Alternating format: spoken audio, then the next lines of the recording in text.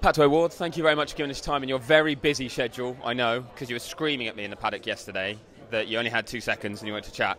How much do you love coming here to COTA, though? This seems to be like almost like your F1 home in some ways. You've been here a number of times, haven't you? Yeah, it's like my backyard, man. I spend a lot of time in San Antonio, Texas, and you know, my favorite restaurant is from here, actually.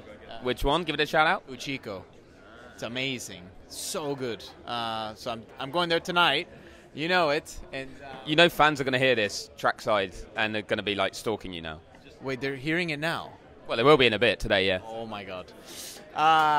Yeah, I'm not going to say what time I'm going, but no, I mean I love coming here to Austin. It's a great city. It's a beautiful track. I enjoy doing the hot laps all the time. So it's cool to hear some partners scream beside me and enjoying the experience. And yeah, I mean, I'm looking forward to Mexico. I have to say that one's really the one that I'm kind of, can't wait for that. Are you looking at my notes? Because the next question says, your excitement must be focused on Mexico, though. FP1 in the McLaren. I mean, how are you staying calm? Surprisingly, I'm just so excited to be there. You know, I'm excited to enjoy the experience that Grand Prix weekend without just being there kind of walking around. You know, I'll actually get to drive the car at least once. So that's pretty special. That's really special, and I haven't really had the chance to do that in a professional manner in so many years. So, you know, the stage doesn't get any bigger than Formula One, and it's really a great opportunity for me just to, be there with the team and obviously help them in any way that I can to get everything sorted out for Lando and make that as smooth as possible, but also, get what I need out of it and really get to enjoy it. That's my main goal. Like, I want to enjoy that as much as possible.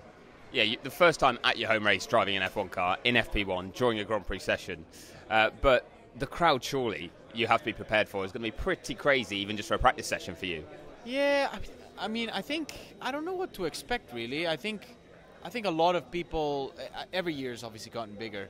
I don't know where that has gotten to. I don't know where that level is right now, and I always gauge it when I go to Mexico.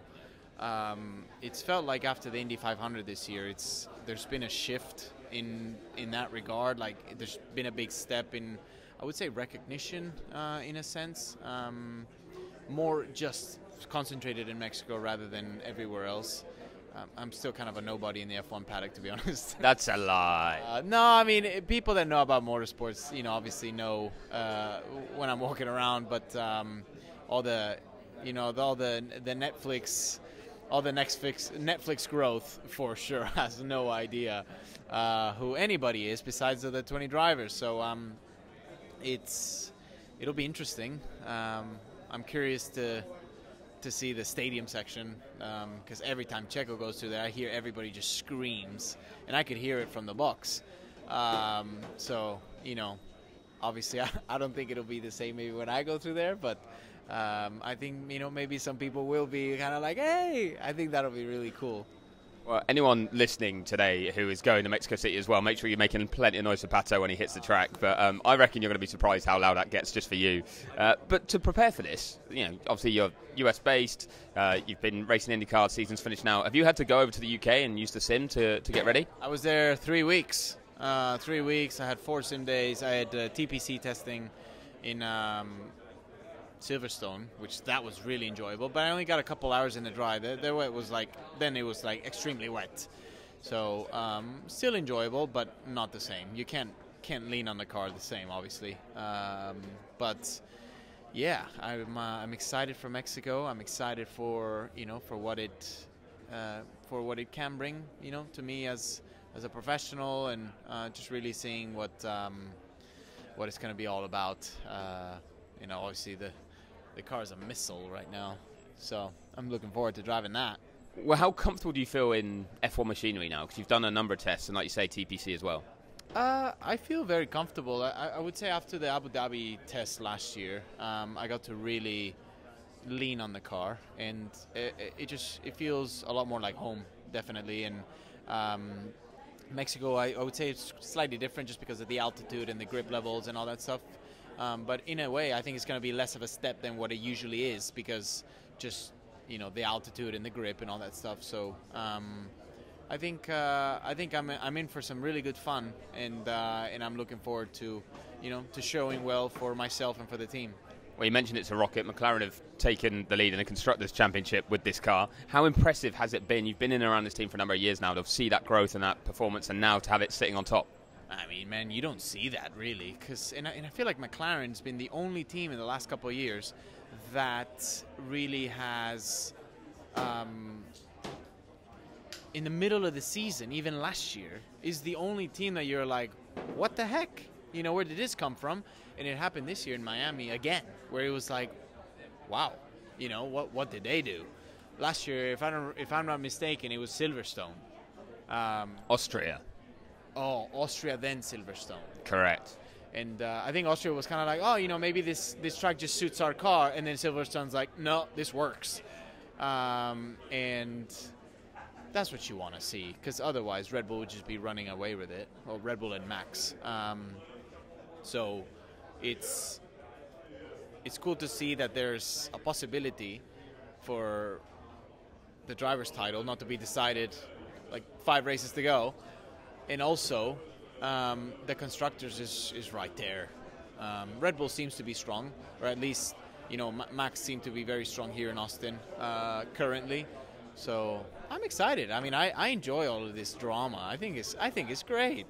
So do we, mate. On the outside, I can tell you that. But does it add any pressure for you? Because you're doing FP1, like you said, I think in Lando's car, or at least trying to help the team continue that momentum when they're in a title fight on both fronts. I feel like naturally you would expect it to, but I don't feel the extra pressure, really. I think it's cool. I actually think it's, the other way around. I think it's fantastic that I'm going to get to drive the Constructors' leading championship car. That's awesome. I've never had the chance to do that, so that's a first. Well, that's a first. It would also be the first title for Lando if he were to win it. Can he win it? Will he win it? What's your prediction for the rest of this season? Can he win it? Absolutely. Will he win it? Oof. I'm not going to put any extra expectation on him, because I think he's got plenty. But we all believe in him. We all believe that the team and the 2 cars can be fighting for wins pretty much at every single race weekend that is coming forward. And the biggest emphasis is going to be on execution. You see qualifying yesterday. It's tight. It obviously is tight. Max isn't going anywhere, and I think they're up against arguably the strongest team that's been the last couple of years, with the strongest driver, and that is not easy to go up against, even if you've got the tools to do it. One thing is to have it, and one thing is to execute and do it.